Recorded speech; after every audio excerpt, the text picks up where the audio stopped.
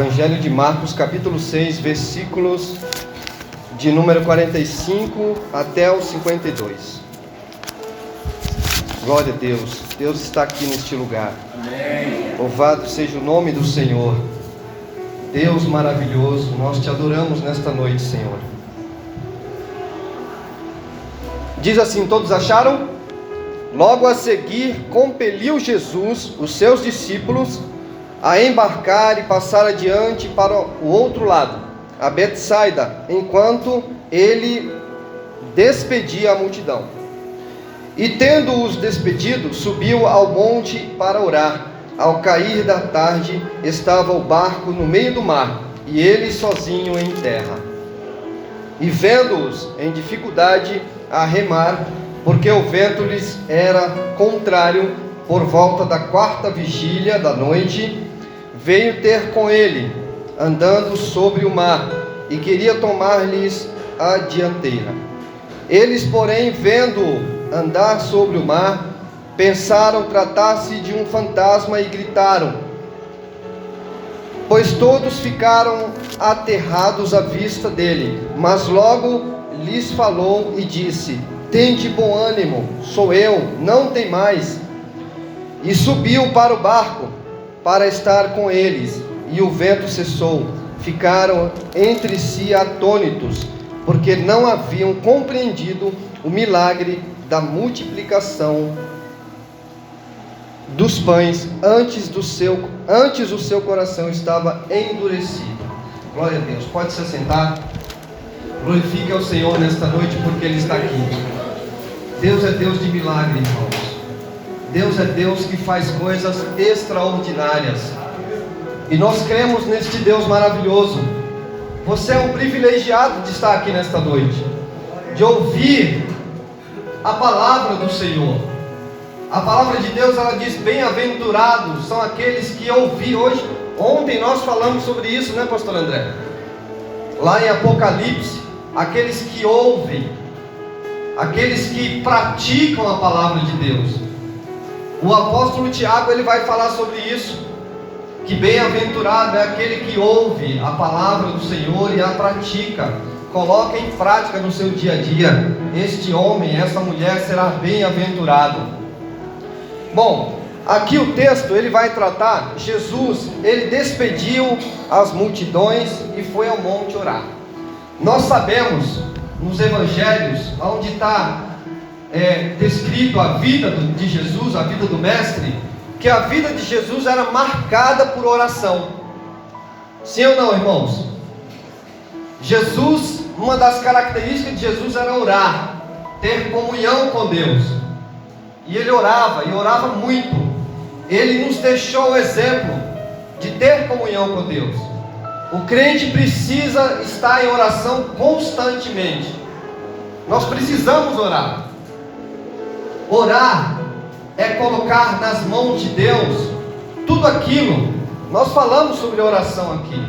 Alguns irmãos testemunharam, disseram que fizeram uma campanha, oraram e Deus agiu. Tem uma frase que eu gosto muito, pastor André, que diz assim: a oração é a mão que move a mão de Deus. Então nós precisamos orar. E Jesus deixa muito bem descrito este exemplo.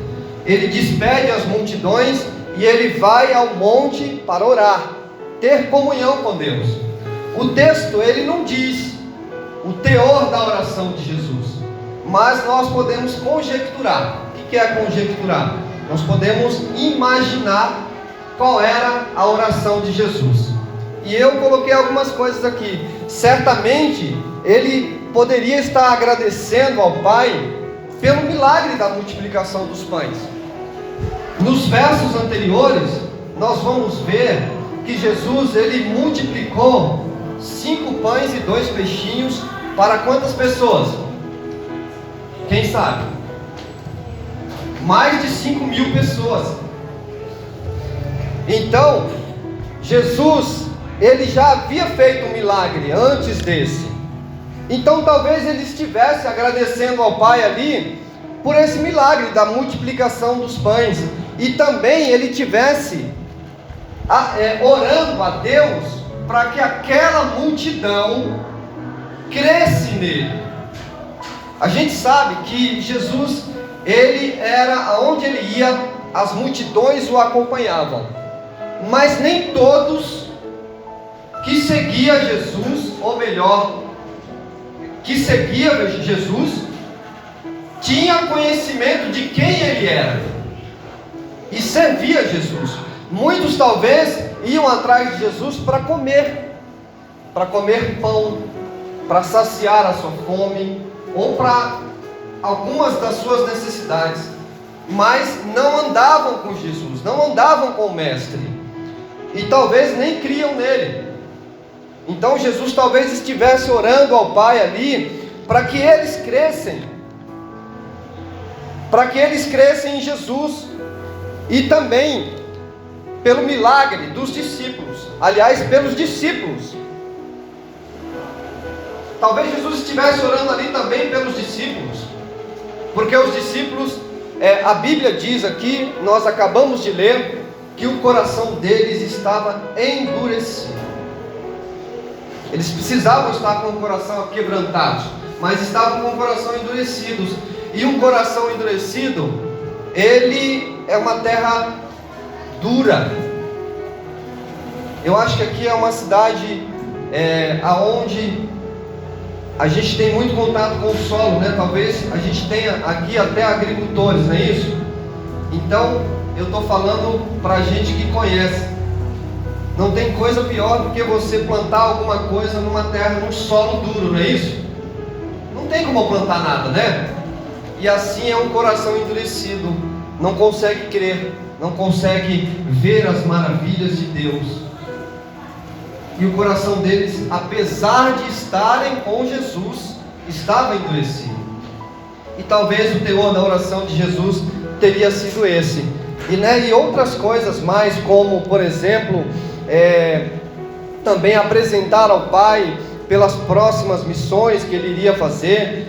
Nos versículos à frente nós vamos ver que Jesus, quando ele sai deste evento que nós estamos trabalhando aqui, Jesus, ele chega ao outro lado do lago, né? E aí trazem dezenas de pessoas para que ele possa curar. Então Jesus estava ali orando ao Pai,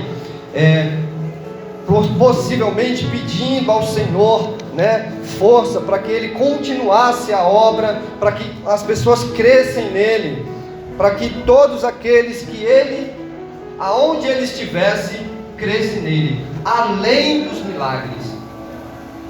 Jesus ama fazer milagres, mas os milagres têm uma função de nos aproximar de Deus. Talvez tem pessoas que recebeu o milagre e não vai ser salvo.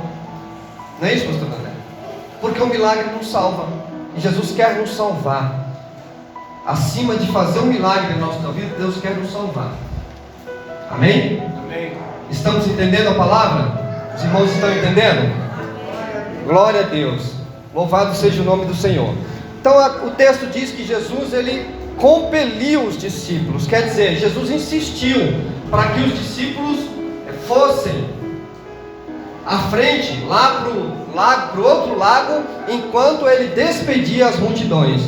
E aqui nós vemos uma lição importante. O povo queria colocar Jesus como rei, porque Israel estava vivendo uma época difícil. Israel estava vivendo uma época onde eles esperavam um rei, mas não era um rei como Jesus, era um rei militarizado, um rei que viesse tirar ele do domínio romano. Então, qualquer pessoa que chegasse e chamasse atenção e sobressaísse naquele ambiente, eles queriam colocar como rei. E talvez, possivelmente, Jesus, fugindo disso, despede a multidão e fala para os discípulos: vão indo na frente, enquanto eu despeço a multidão e vou ao monte orar. Então Jesus foi orar, tá? Então este milagre, ele trata muito da autoridade de Jesus sobre toda a criação. Você sabe que toda a criação foi Deus que criou, né? Amém? Glória a Deus. Deus criou todas as coisas, amém, irmãos? Amém. Tudo que existe e até o que não existe, que a gente não tem conhecimento, foi Deus que criou. Então Ele é soberano, Ele tem controle sobre todas as coisas, Ele conhece tudo. Esses dias nós estávamos falando, eu estava conversando com uma pessoa, acho que eu fui trabalhar em algum lugar, e aí ela gosta de plantas, falei isso para o senhor, e tem centenas de plantas lá. Aí eu falei para ela assim: você sabia que Deus deu autoridade e poder a Adão para nomear todas as plantas que existem no mundo, todos os animais que existem no mundo e todos os peixes do mar? Aí ela falou: que coisa linda, né? Porque Deus é poderoso, irmãos. Ele criou todas as coisas. Ele te criou. Aleluia. Ele te criou a imagem e semelhança dele. Olha que privilégio. Ele criou Ele criou você. Olha para você.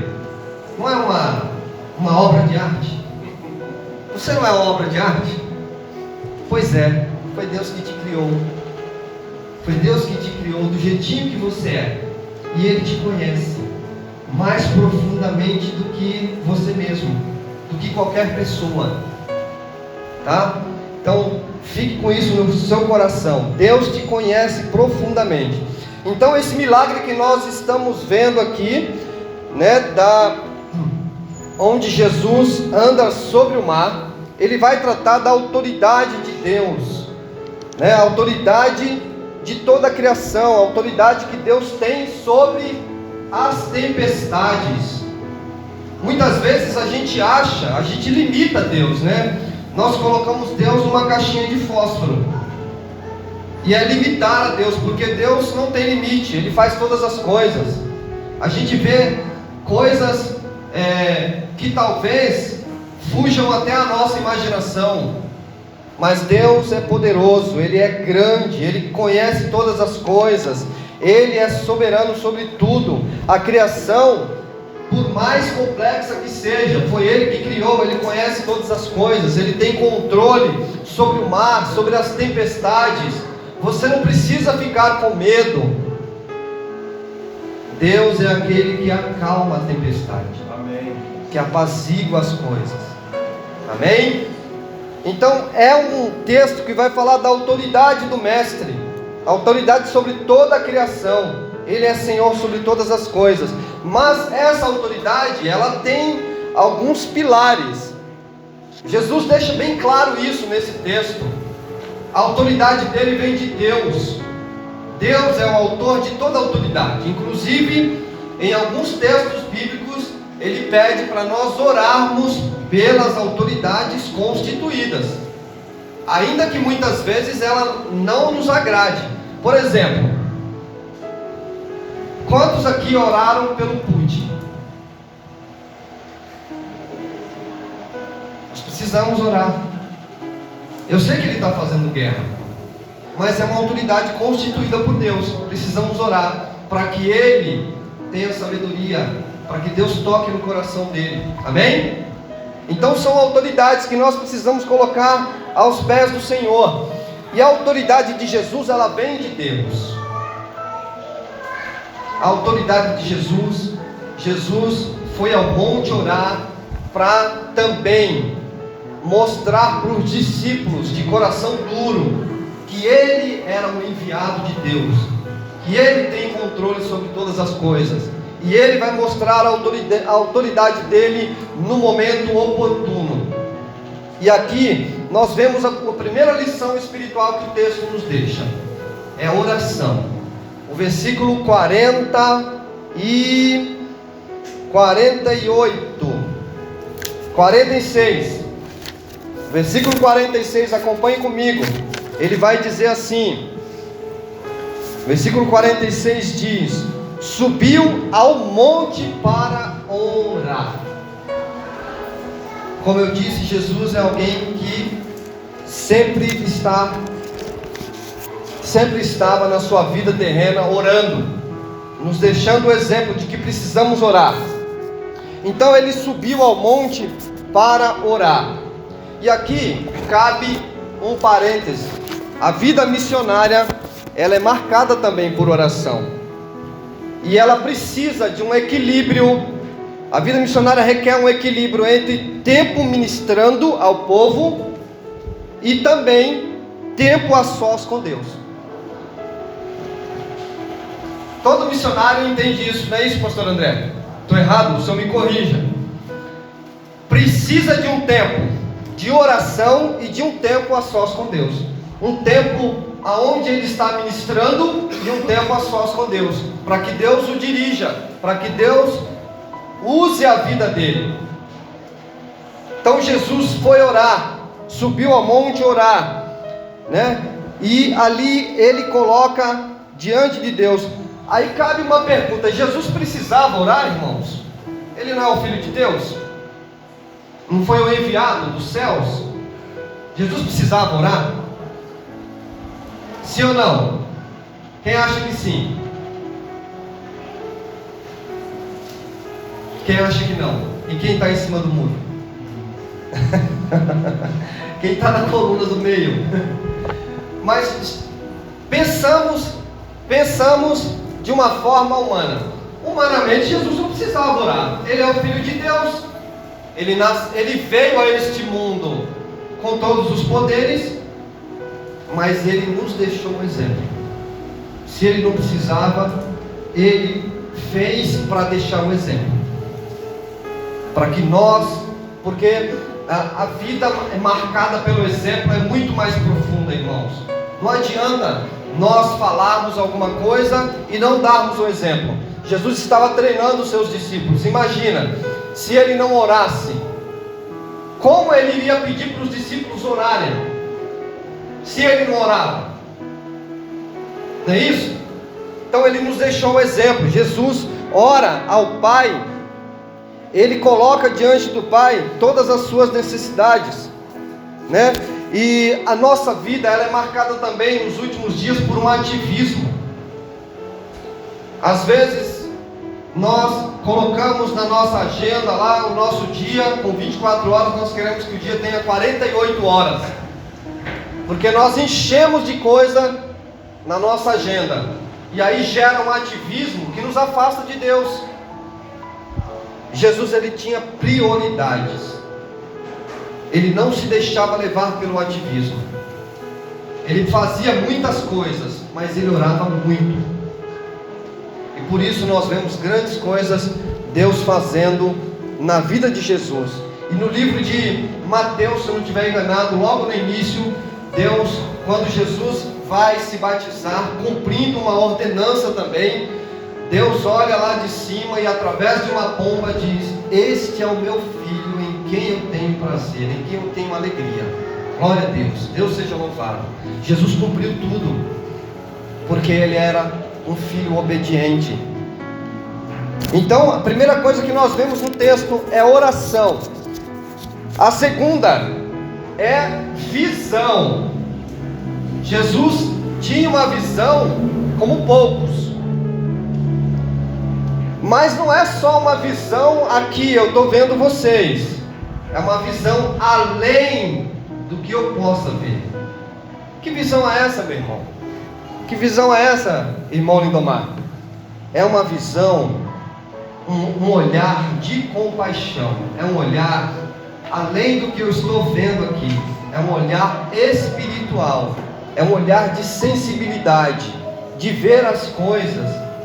Eu gosto muito de um pastor de São Paulo, ele se chama Elias Binja. E ele tem uma pregação que diz assim, ó: cristianismo é atitude. E o que tem a ver isso com o que nós estamos falando? É porque nós temos, muitas vezes, nós olhamos as coisas, vemos as coisas e não nos movemos. Jesus não é assim. A Bíblia diz aqui, ó, no versículo, vou achar aqui o 47, diz assim, ó: ao cair da tarde estava o barco no meio do mar, e ele sozinho em terra. O 48 diz: entre o cair da tarde, ou seja, melhor, diz assim: ao cair da tarde estava o barco no meio do mar. Deixa eu vir aqui para a Bíblia, vamos ver aqui. Deixa eu achar o 48. 48, quem achou diz aí para mim, o que está falando o 48? E vendo que estava fadigando a remar, porque o vento lhe era contrário, perto da quarta vigília da noite, aproximou-se deles, andando sobre o mar, e queria passar diante deles.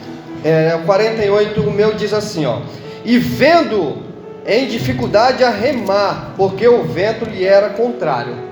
Esse ver aqui, ele é um verbo, é um verbo diferente, do grego. Ele quer dizer, esse ver, eu até escrevi aqui, esse é oidem, não é um olhar comum, não é um olhar de ver as coisas com os olhos naturais, é um olhar real, de percepção do objeto, é um olhar profundo. Aqui, Jesus tem a consciência de que eles estavam em perigo, é isso, porque a Bíblia diz que no texto, que já estava escuro.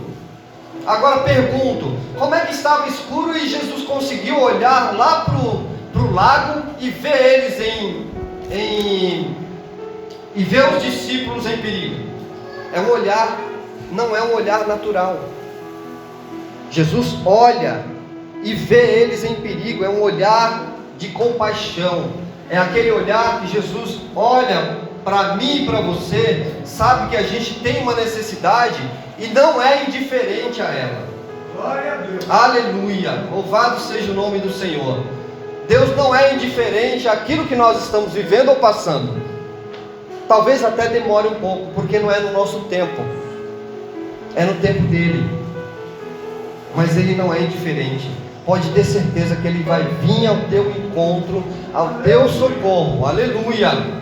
Ele vai vir ao teu socorro, porque ele está vindo ao teu clamor. Ele está vendo que você está em perigo. Ele está vendo que sem ele o seu barco e o meu pode afundar. Mas se ele estiver lá, nada vai nos acontecer, porque Jesus é Senhor sobre todas as coisas.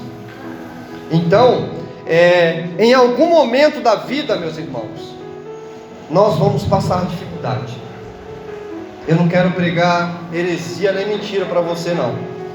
E não quero ser a pessoa que vai trazer o profeta da tragédia, né?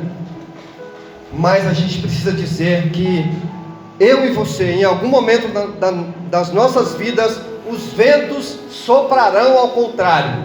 Sim ou não? Mas tenha bom ânimo. Tenha de bom ânimo. Não temas, porque Jesus virá ao teu socorro. Aleluia. Glorificado seja o nome do Senhor. Então, certamente sentiremos medo. Sentiremos medo, irmão. Nós somos humanos. Assim como os discípulos sentiram medo lá no meio do mar. Eles sentiram medo. Mas não se preocupe. Seja na escuridão, seja no dia, Deus virá ao teu encontro. O Senhor Jesus virá ao teu encontro. Aleluia. Glórias a Deus. Então Jesus, ele está lá em cima. Hoje ele está lá em cima, intercedendo por nós. A Bíblia diz isso. Mas no momento em que esse episódio aconteceu, ele estava no monte orando pelos discípulos. Então nós temos a companhia do Senhor Jesus. Nós temos o Espírito Santo. Você pode clamar aonde você estiver, que Ele vai te ouvir. E Ele vai interceder ao Pai por nós, porque Ele é o nosso advogado. Mesmo que nós pecamos, não importa o tamanho do nosso pecado, nós temos um advogado junto ao Pai, que irá interceder por nós. Amém? Louvado seja o nome do Senhor. Então, nós vemos aqui que Jesus, ele vê como ninguém. É a segunda lição, né? Ele tem sensibilidade de ver. ele tem uma visão espiritual que nós precisamos também ter. Precisamos ter sensibilidade, irmãos, para com os nossos irmãos, para com as pessoas de fora. Precisamos orar por eles, né? Entender que muitas pessoas ainda precisam ouvir o Evangelho. Orar pela Ucrânia, orar pelos países, né? A Coreia do Norte, por exemplo, é um país totalmente fechado para o Evangelho, mas Deus pode abrir. A sua oração pode fazer toda a diferença. Deus pode quebrar as muralhas, Deus pode quebrar as correntes que prendem aquele povo. Seja quem for, um ditador, seja quem for, Deus pode abrir as portas para que o Evangelho chegue lá e traga liberdade, assim como trouxe para mim e para você. Amém? Então nós precisamos orar, a igreja do Senhor precisa se levantar em oração. E por último, a última lição que o texto vai nos deixar nós vemos aí, continuando, melhor dizendo, no versículo 52, porque não havia compreendido o milagre dos pães. O último versículo: antes os discípulos estavam confusos sobre a autoridade de Jesus, por isso eles não entenderam o milagre dos pães. Eu falei aqui anteriormente que os discípulos estavam com o coração endurecido, porque eles não haviam compreendido o milagre que Jesus havia feito dos pães. Então o coração estava endurecido. Os discípulos andavam com Jesus, mas não conheciam Ele de verdade. E Jesus queria ter essa experiência com os discípulos, para que eles continuassem a obra que Ele iria deixar. Jesus estava treinando os discípulos, né? Então, há pessoas que participam, talvez, da missão de Deus, sem saber o que estão fazendo. Há muita gente que talvez vem na igreja, participa de tudo, mas ainda não entendeu o tamanho do reino de Deus. O que é o reino de Deus? Hoje, Deus quer que você entenda o que é o reino de Deus. O reino de Deus é amor, é justiça. A Bíblia diz isso no Sermão do Monte, tá? Então, nós precisamos entender. Deus, Ele, nesse texto, nós vemos também uma cegueira. A cegueira que o mundo, muitas vezes, traz sobre nós, sobre as pessoas. E essa cegueira, ela precisa ser curada. Deus quer curar nossas vidas de toda cegueira espiritual, para que a gente possa ver coisas além da nossa visão, para que nós possamos ver como Jesus via a necessidade das pessoas, ter um olhar de compaixão. E andar com Jesus é um processo. É um processo andar com Jesus. Os discípulos, muitos deles andaram uma longa caminhada com Jesus. Mas Pedro, por exemplo,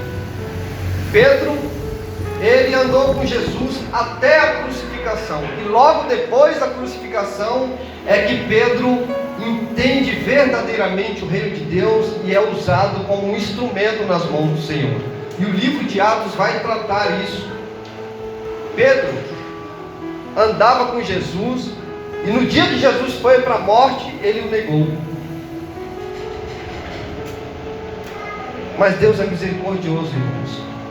Muitas vezes a gente ainda não entendeu, e Deus, Ele quer que a gente entenda. O caminhar com Deus é um processo, e a cada dia nós vamos crescendo na fé. Então não deixe de vir à igreja, não deixe de estar em comunhão com os irmãos, não deixe de estar na igreja. Todo o tempo que tiver, venha para a igreja, porque com certeza você continuará aprendendo mais de Deus, e a sua vida espiritual vai aumentando, você vai tendo mais relacionamento com Deus. Amém? E por último, Jesus, Ele não é indiferente, como eu falei, Ele se apresenta. ele tem uma atitude para resolver o problema. E nós cristãos precisamos ter atitude de resolver uma situação, de ir lá e resolver. Talvez a gente nem saiba fazer, mas só o fato da gente dizer, eis-me aqui, já é de grande valia. Então Jesus, ele vê, primeiro ele vai orar ao Pai, lá no monte, aí depois ele olha, ele vê os discípulos ali em perigo, e aí ele desce para ajudar. Ele vai lá, pastor André, e aí causa aquele tremendo susto nos discípulos. Quem é? É um fantasma? Eles não conheciam Jesus. Tudo bem que estava escuro, mas quem anda com o mestre sabe o toque dele, conhece o falar, o sussurrar de Deus, conhece a sua voz. Então Jesus, ele se apresenta. O versículo 49 a 51 vai dizer assim: e subiu para o barco para estar com eles, e o vento cessou. Ficaram entre si atônitos, porque não haviam compreendido o milagre dos pães, e o seu coração estava endurecido. Então Jesus se apresentou, assim como em diversos outros textos, ele se apresenta, e para resolver a situação de uma vez por todas. E ali a Bíblia diz que cessou toda a tempestade. E aí eles estavam correndo perigo de vida, e ali eles puderam ir em paz até o outro lado do lago. Então, o que eu quero dizer nesta noite: Deus vai trazer paz ao teu coração. Amém? Deus vai trazer paz ao teu coração, não importa a tempestade que você esteja passando, Ele vai trazer calmaria, porque aonde Deus está, não há confusão. Deus traz paz. Jesus traz paz ao nosso coração. Ele acalma o nosso coração, Ele acalma a nossa alma, porque Ele habita em nós, Ele está em nós, Ele está conosco todos os dias. Mateus 28, o livro de Mateus 28, versículos 19 e 20, ele diz: eis que estou convosco todos os dias, até a consumação do século. Amém? Deus está conosco, irmãos. Tenha fé, tenha bom ânimo, porque o Senhor está contigo. Amém? Que Deus continue falando profundamente ao seu coração, que Deus possa trazer mais fé ao seu coração, e que nós possamos entender que precisamos orar, precisamos ter comunhão com Deus. Amém? Que Deus abençoe a sua vida.